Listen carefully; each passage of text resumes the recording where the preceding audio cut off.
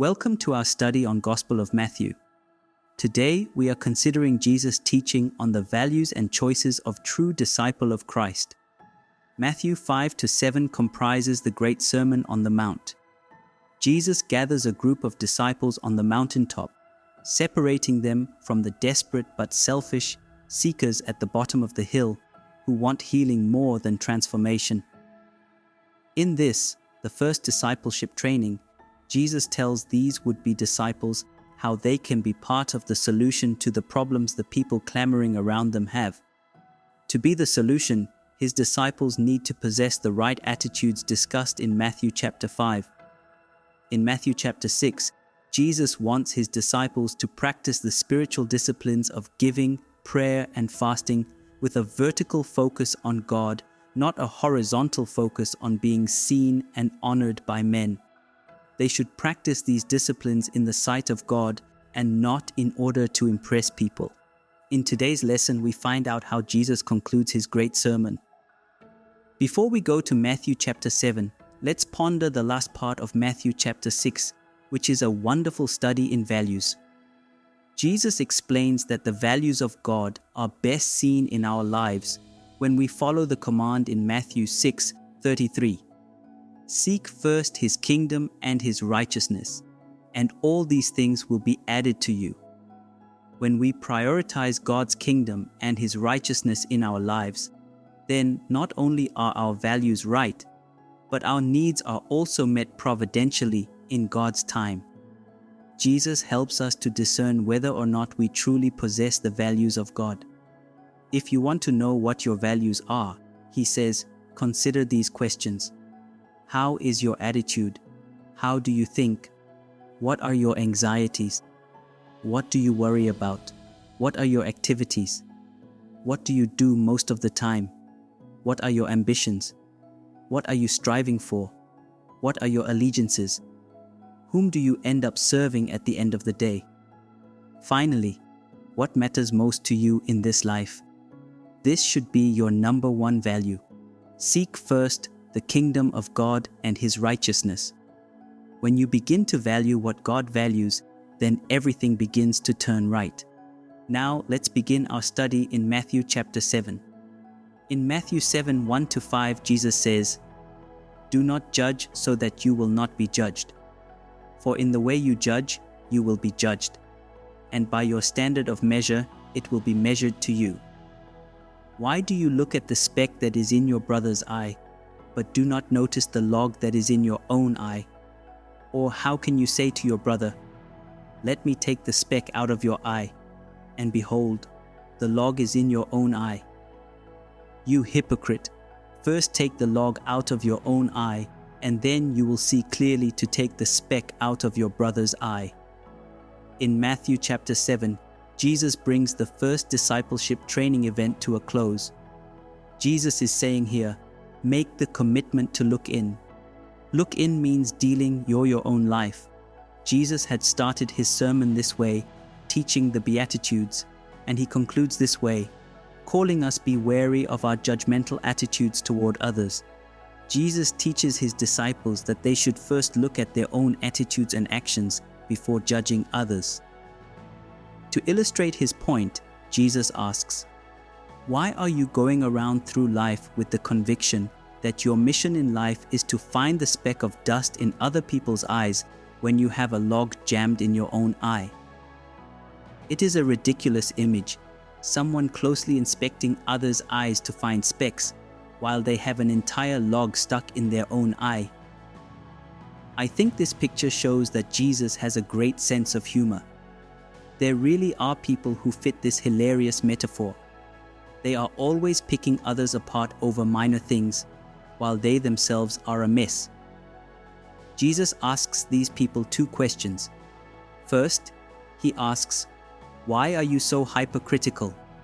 And second, he asks, how can you hope to be effective helping others when your own problems are so significant? The next words from Jesus don't show any humor. He says, you hypocrite, first take the log out of your own eye, and then you will see clearly to take the speck out of your brother's eye. Matthew 7:5. When it comes to relational problems, A disciple of Christ always looks in at himself first. We must first let God deal with our lives before we can help others. Now, to be clear, in this passage, Jesus is not saying we should never judge, nor that we have to be perfect before we can make judgments. This passage begins with, "Judge not," and many people like to just stop there. People who are being confronted with their own sin often say, "The Bible says, judge not."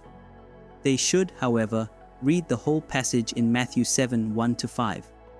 Jesus does say, "Judge not," but he goes on to clarify, "Judge yourself first and get that log out of your eye. Solve your own problem, and then you will see clearly to judge others and to help them with their problems." The problem is not judgment, but judgmentalness. We need judgments that are accurate, done in the right spirit, and having the right end goals. Will you make the commitment to look in at yourself? Will you make every effort by God's grace to get the log out of your own eye before you become obsessed with the speck of dust in your brother's eye? Moving on, in Matthew 7, 7-11, Jesus says, "Ask, and it will be given to you. Seek, and you will find. Knock, and it will be opened to you. For everyone who asks receives, and he who seeks finds, and to him who knocks it will be opened. Or what man is there among you, who when his son asks for a loaf, will give him a stone? Or if he asks for a fish, he will not give him a snake, will he? If you then, being evil, know how to give good gifts to your children, how much more will your Father who is in heaven give what is good to those who ask him?" Jesus tells his would-be disciples, make the commitment to look up to God. We were challenged to look in at ourselves, and now Jesus is challenging us to look up to God and to do so with perseverance. Jesus is challenging his disciples to ask continuously, seek diligently, and knock ceaselessly as they await the answers for their prayers. As the disciples practice this, Jesus assures them that everyone who asks receives, everyone who seeks finds, everyone who knocks eventually finds himself standing before an open door. Jesus says to his disciples, "You will never be part of my solution until you make the commitment to look up, to consistently look up to God and seek his grace and mercy." In Matthew 7:12, we hear Jesus reaching for a verdict in a third direction. Jesus says, "Now make the commitment to look around." This is where Jesus gives us his greatest ethical teaching. That teaching is simply this: in everything, therefore, treat people the same way you want them to treat you, for this is the law and the prophets. We call this the Golden Rule. If we really lived out this profound principle, it would solve almost all of our relational problems. Now, you cannot simply say, "What would you want someone to do if you were in their position?" Criminals would want to be let off without punishment. Teenagers would want no rules or limits. Strangers would want you to give them all your stuff. The homeless would want you to support them for life without asking them to change their ways. What the Golden Rule does mean is that one should express the same kind of loving concern for others that they show for themselves and wish that others would show them. People, however foolish about it at times, seek their own good. People worry about themselves a lot. They spend significant amounts of time seeking out their own best interests. The Golden Rule says that mental and physical energy that you give to seeking your own good, do that for the people around you too. Now, let's examine how Jesus calls the hearers of this sermon to respond to the teaching. After teaching this, Jesus calls for a response from his listeners.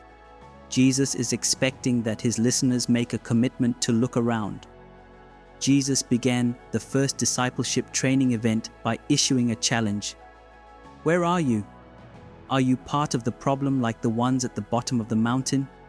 Or are you part of the solution up here on the mountaintop with me? Now, when you get to the end of Jesus' Sermon on the Mount, you hear a similar challenge. Where are you? This time, however, it's different. This time, Jesus is saying, Where are you as a disciple? What kind of a disciple are you? In 3 beautiful statements, Jesus brings his teaching to a final challenge. First, Jesus challenges his disciples by saying, there are 2 kinds of disciples, the many and the few. The many think the Christian life is an easy path, accessed by a wide gate. The few know that being salt and light requires a disciplined and difficult path, accessed by the narrow gate. Which one are you? Second, Jesus says, there are the false disciples and there are the true disciples. There are wolves in sheep's clothing who look like they are part of the flock, and there are tares in the field of wheat that look like healthy plants. Therefore, Jesus issues this challenge to his disciples. Beware and examine yourself. Which are you? Finally, Jesus says, there are those who simply say they are disciples, and then there are those who truly live as disciples. Jesus says in Matthew 7:22-23, many will say to me on that day, Lord, Lord, did we not prophesy in your name, and in your name cast out demons, and in your name perform many miracles? And then I will declare to them, I never knew you. Depart from me, you who practice lawlessness.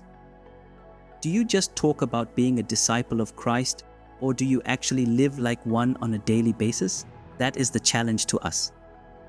Jesus concludes his teaching on the mountaintop with this great illustration. We can summarize what Jesus says in Matthew 7:24-27 as follows. This is life, 2 houses standing side by side, storms pounding down on both of them. One is collapsing under the storm, the other is not. Now, what is Jesus illustrating here? Jesus says, if you hear my teaching and obey it, you are like that house that is not collapsing because its foundation is secure in the rock. If, however, you hear my teaching and do not obey it, you are like that house built on sand that has no foundation, and therefore it collapses because of the storms. One last time, Jesus challenges his disciples with the question, which kind of disciple will you be? As you study the last chapter of the Sermon on the Mount, ask yourself, have I really made the commitment to look in and get that log out of my eye? Have I made the commitment to look up and ask and seek and knock until I break through to God? Have I really made the commitment to look around and treat others the way I would like to be treated? Am I one of the many or one of the few? Am I one of the false or the true? Am I one of those who just claim to be a disciple? Or am I the one who daily seeks to do the will of God through Jesus Christ? Examine yourselves along these lines.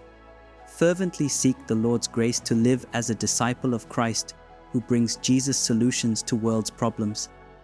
Be the salt and light in a desperately needy world.